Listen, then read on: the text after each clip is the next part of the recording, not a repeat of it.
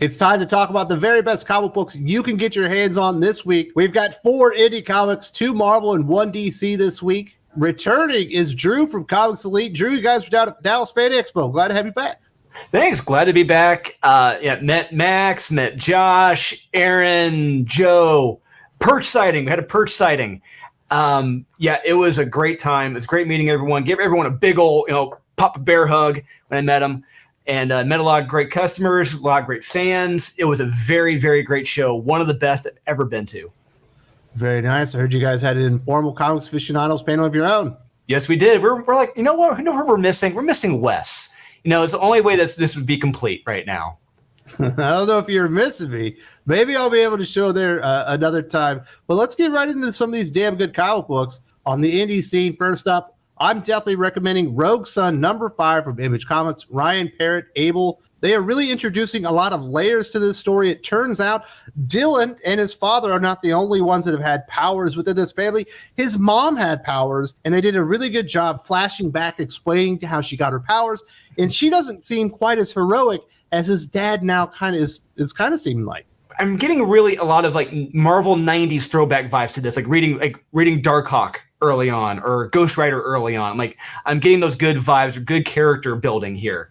And I really, really hope Ryan Parrott sticks with this because this has the makings for being a great classic series. And the art is really damn good too. It is the best of the Radiant universe stories right now. This is where it's Supermassive, I think is what it's called. Supermassive. Okay.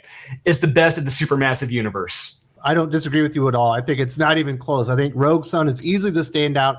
Ryan Parrott is absolutely knocking it out of the park. Let's go over to Mad Cave. I'm a big fan. They just had a big announcement. Joe Corallo got a new comic book coming out from them. But Nottingham, to me, has been the standout, probably comic book that Mad Cave has ever made.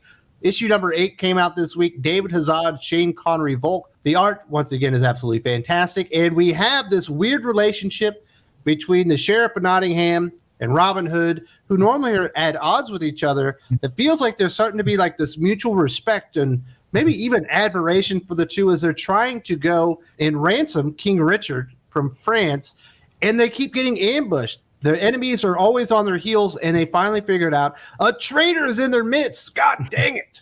Yeah, I love it. And it's like the villains you think are going to be the villains aren't the villains, and the ones who you thought were are actually maybe heroes. And I love fun twists like that. And also at the very end, we see a little bit of treachery going on back in England with the royalty back home, and not looking too good for a lot of people right now. But yeah, this series is action packed, great pacing, terrific art. This is how you do a comic book. And like you said, I completely agree. This is the best from Mad Cave. And anytime we show these during a live sale or go to a Comic-Con to get an exclusive for Nottingham, they are gone as soon as we get there. It's definitely well earned because they are knocking it out of the park. A really unique, interesting take on the Robin Hood mythology. Now let's go over to some of your recommendations. You're recommending Shaolin, Cowboy, Cruel to Be Kin #2 from Dark Horse. Jeff Darrow on art as well as writing. Yeah, Jeff Darrow's art is capital, all caps, incredible. I just want to spend hours staring at these incredibly detailed pages. Page after page after page of beauty. And the creatures, the monsters, the murderous pigeons carrying blades, the skeletons driving cars and shooting submachine guns. Wow. I mean, his imagination is off the charts. I love it. And we have our hero, the Shaolin Cowboy, trying to fight them off single-handedly with a gun and a blade. The action is relentless. The pacing is relentless. I mean, all I'm going to say is if you love James Tynion's decompressed storytelling, this is not for you. I got to say, it may be too much adrenaline for you. I cannot recommend this enough. Jeff Darrow is a classic storyteller. A lot of really crazy elements within this comic book when you go and see some of these pages of this like older gentleman, but he's also a cowboy, but he's a ninja, and he's fighting off all these weird animals. Definitely a lot of cool things going on there. Now let's go to another publisher we don't talk about all the time, Ahoy Comics, The Wrong Earth Confidence Men #1. We knew that they were bringing in Mark Waid and Gail Simone to do some of these Wrong Earth comic books. This one is Mark Waid, who is hot as can be over at DC Comics with his Superman Batman story. Here he's teamed up with Leonard Kirk. I really like The Wrong Earth. It's a really interesting take on the two Batmans. You have your like jokey 1960s Batman versus the Dark Knight Returns, relentless, like kind of killing Batman. In this one, it's mostly about their sidekicks dealing with their mentors and how very different the approaches are to training. Yes, the Stinger. Yeah. How the training and teaching methods of the Dragonflies are. It's so fun when it's like 2 pages of the Dragonfly Man, the 2 pages of Dragonfly. It's just great alternating. Yeah, I love it. Mark Waid wrote this and Leonard Kirk did the art. They did a terrific job. I strongly recommend this series. And I think the only one of this series I refused to read was written by Mark Russell, purely on principle. But yeah, I cannot. Mark Waid is knocking it out of the park. Yeah, Mark Waid is absolutely hot. Has he got a career renaissance? Is it a reconnaissance for Mark Waid? Kind of feels like it because he is very hot. We're definitely going to talk about another one of his comic books, but we're going to hit Marvel first. We got Maestro World War M #4. I have been recommending this series since it was just called Maestro. Obviously, we had War and Pax. Now we're on the finale of this trilogy. Peter David, Herman Peralta. The comic book looks amazing, but it's the story. We have this crazy thing going on. I think that the monster's called Giganto. He's been unleashed by Namor. Namor appears to be losing his ever-loving mind as the story moves along. He's becoming quite the wild card, and we got Maestro coming up against something even he can't handle, and we end up getting like a really, really unexpected team-up by the end of it. I really love this issue. Yeah, likewise. And we really see with Namor, like the gloves have come off with Namor, and like he may have had like a bit of a mental snap, if you will, with things. There's a scene early on where Namor has a vision talking to his loved ones. He will not let anyone hold him back at this point. Yeah, Dr. Doom as well. He's not happy with everything that's going on in the surface world. And never would I have thought that I'd be rooting for Abomination as a protagonist. The Abomination has some great heroic moments in this. It has a very interesting ending as well, and I cannot wait to see where it happens next. The dialogue is fun, the art is solid. Yeah, Maestro World War M, amazing. The only bad thing is it's about to wrap up. These are always 5-issue miniseries, so we've only got 1 issue left. It's a trilogy, and it's going to be over, and I'm just going to miss it so much because Peter David is absolutely destroying it. But thankfully, he does have his new Fantastic Four and some other projects that he's doing to kind of fill in the blanks. But I have definitely got a soft spot for Maestro. Loving the series. Another series that's actually kind of in continuity right now, Moon Knight #12, Jed MacKay, Alessandro Cappuccio.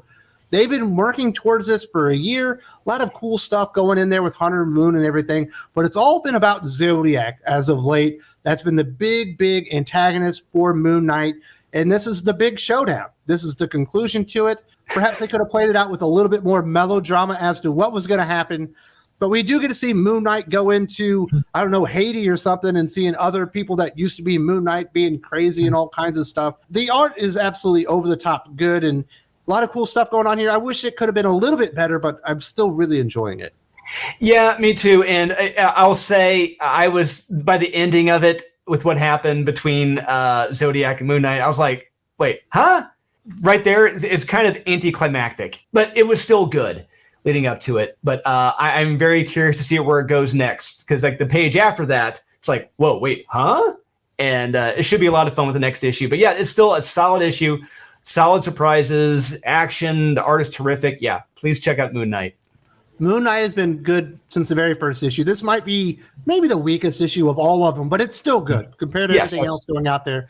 Definitely still a read, and if you've been following it, you're going to want to get to the conclusion. Now let's go over to DC Comics. We only have one recommend. Not shocking, Batman, Superman, World's Finest, #4. Mark Waid, Dan Mora. Is this the best creative pairing in comic books? I think it rivals Chip Zdarsky and Marco Checchetto on Daredevil, and perhaps Chip Zdarsky and Jorge Jimenez on Batman. We'll have to see what those guys do.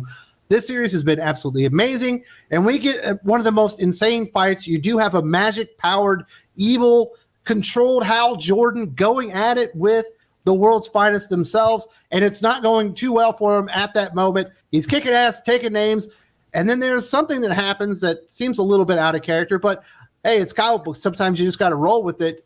But we also learned the secret, what the Warriors in the past had to do to entomb the devil Nazar, which obviously is going to be playing out into this Batman versus Robin thing. And it doesn't seem too nice. No, it doesn't. But like, I will solidify saying like, yes, they are the best team. Why? Because Mark has not introduced any any political messaging into any of his books like Chip has. And Chip has had some like little slip-ups here and there in this Daredevil run, but Mark hasn't done that. So I got to give props to Mark. That's why he's going to trump him and Marco Cicchetto. But yeah, this was just fun, over the top, what you want from a blockbuster story. Just straight up action. And what happens between Batman and Superman, it's like, what? I haven't seen this before. That it is pretty damn cool. And the fight, like I said, the fighting between Hal and Superman and Batman, I love that. That was terrific. Please do check this out. This is truly the best series from DC Comics right now. And Mark, like you said, he's got a reconnaissance right now. Reconnaissance. Yeah, Matthew McConaughey came back. Mark knows what sells. Mark knows what's going to work, and he's doing it.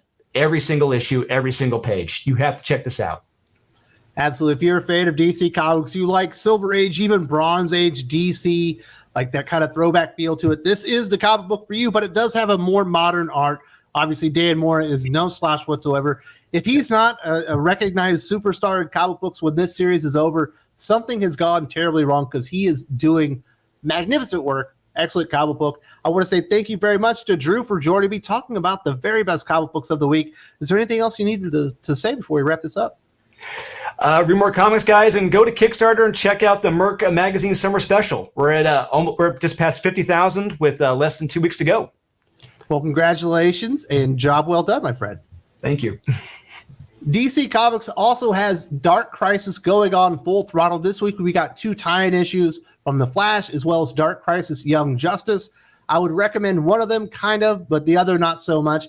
Neither of them are great, but one of them is interesting. If you want to keep up with Dark Crisis, but you didn't want to pay for the comic books, I don't blame you. Check this video out, because Josh and I cover all of it.